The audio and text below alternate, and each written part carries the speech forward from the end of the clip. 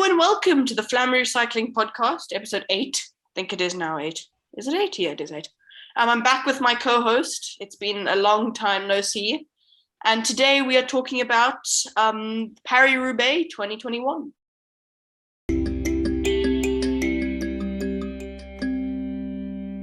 Yes, I think this is my cue to talk. It was an interesting race. That was kind of your cue to talk. It was an interesting race, don't you think, Ethan? I mean, what spectacular fail, a win for Italy. I don't know the first in a while. Surprisingly or unsurprisingly, but I'm going to say surprisingly because they haven't won in a few years. Yeah. So, yes. You want to shed more light onto the detail? Okay, so to start, it was the first wet Paris Roubaix since 2002, which is nice because the whole point of Paris Roubaix is that everybody makes it to the finish looking like a block of mud. I don't think I need to explain that if you've watched Paris Roubaix this year. That's what they looked like. It was very weird though. I thought it was quite funny that when you were looking at, like when they were like head on, when the camera was head on, they looked like black and mucky and not great. But when you look from the top, because there's no mud coming down from the top, so when the helicopter came past, then you could see their logos and stuff, so you kind of knew who they were. But from the front, like, is it Moscow? No, it's not Moscow. Is it? No, it's not Wavan. Who is it? Oh, who's that? It's called Brit. No. Oh, it's Matifondopo. That was basically every time the angle shot to the front of the motorbikes. So first everyone was in the same team. My dad and I were. Yeah. So the first half was. I was just saying everyone was in the same team. Yeah, everybody was in the same team. It was the grayish brown team. Yeah. I think it's at that point you go riders null mud one. Yeah. Riders null mud monsters one.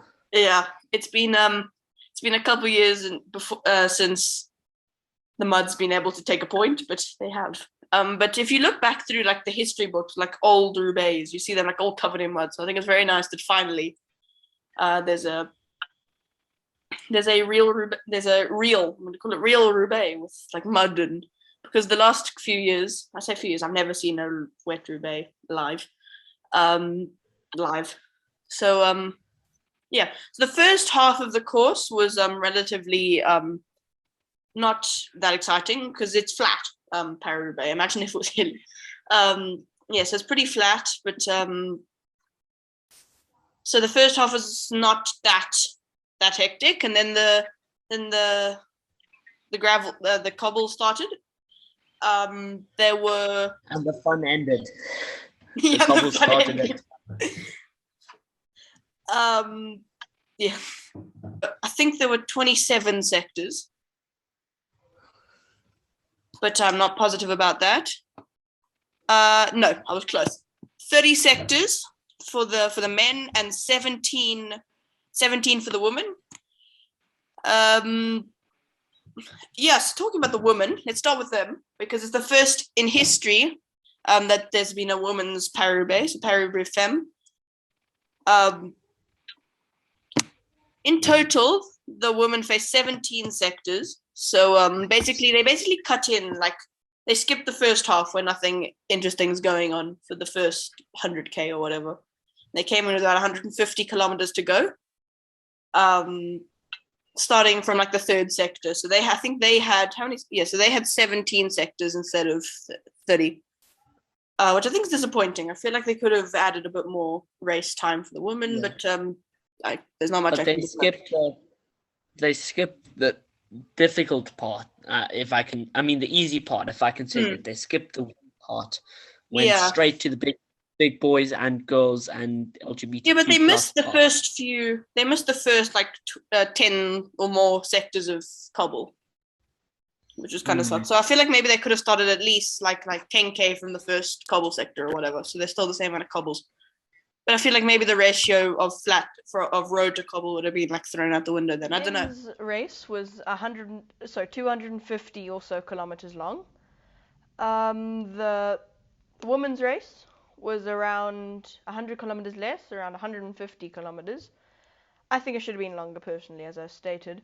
And I think you can notice that we were man down. If there's any background noise, there's a storm coming over, and my dog is hiding under the table, terrified. Anyway, back to cycling. The women's race was completely blown out of the water. At 50 kilometers to go, Lizzie Deignan broke away from the peloton and was never seen again, basically. The next time the rest of the peloton saw Lizzie Deignan was after she'd crossed the finish line, about a minute later. Unbelievable race. She completely obliterated it, and I think it's the first time ever that I'm sure you'll expose me for this if I got this wrong, but I think it's the first time ever that Paris Roubaix has been won on tubeless tires. So that was cool. And then the men's race started as most Roubaix start, to get the breakaway, trying to get up the road. Often you have a few attempts until the final breakaway goes up the road. Once the breakaway was brought back, there was a group of, I think, 4 or 5 that went up the road. And then Mathieu van der Poel decided to attack, pulling along various different people along, including Wout van Aert at the time. At that time, Gianni Moscon was the last one remaining from the front group, the original group that broke away.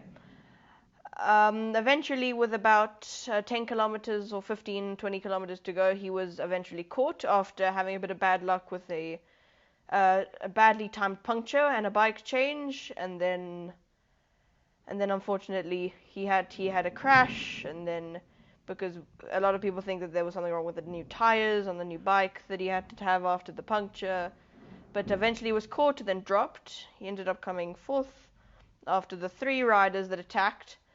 Once he was caught, Sonny Colbrelli, the new European champion, Mathieu van der Poel and Vermeersch up the road with him.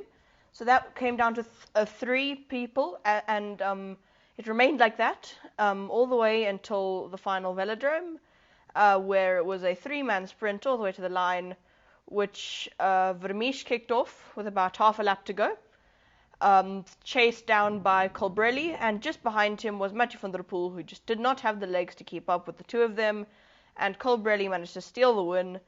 And I don't think I've ever seen someone more happy in my life winning a bike race. Colbrelli won. Just behind him was Vermeersch and Mathieu van der Poel in 3rd. And I don't think you've ever seen a more disappointed look on a podium than Mathieu van der Poel in 3rd. Sure, Vermeersch was also disappointed. I think you could tell that by his face as well. But I think he would never have dreamed of even close to a top 5, never mind 2nd. So I think that was an excellent race by him. Also, seeing as he was in the early breakaway that went up the road, which I think was very impressive from his sake. But jeepers, he was like, Colbrelli was like rolling around in the grass. He was like over the moon. He could not believe it. Anyway, moving on. In other news, Milano Torino happened yesterday. If you're watching this on the day of recording, which is Thursday, so it happened on Wednesday. It came down to a small group. Well, small, I mean about 10 riders. At the front of the race with about 10k to go, with about 7 or so k to go, Adam Yates decided to have a crack at it. He was quickly chased down by the peloton, but he kept trying, pushing, and finally broke away, just to be followed straight away by Primož Roglič, who managed to take the victory over big names such as Tadej Pogačar and Julian Alaphilippe, the new technically, world champion. That pretty much sums up this week's racing. If you want to leave any questions or comments, leave them in the comments below if you're on YouTube, or leave them using a voice message in the link in the description. Thank you so much for watching and listening, everyone. Don't forget to subscribe to the podcast if you haven't already. And click the little bell if you're on YouTube, and share this podcast with all your fellow cycling enthusiasts. Anyway, we have some interesting news. We've decided not to make this a weekly show, and instead only bring it out in crucial events, because sometimes there isn't a huge amount going on. So this is the Paris Roubaix episode, and then moving on, there'll only be more on important events, such as the final monument of the season coming up next week, Saturday, which is Il Lombardia, or the Tour of Lombardy. Anyway, see you next week. Ciao.